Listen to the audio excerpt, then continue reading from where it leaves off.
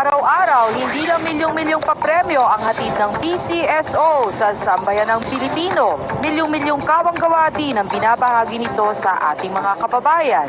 Mula sa datos ng Charity Assistance Department, umabot po sa mahigit 79 million pesos ang naipamahaging tulong ng PCSO sa 2,595 beneficiaries for the period March 4 to March 10, 2017. 32,988,800 pesos para sa hospitalization ng 948 na pasyente.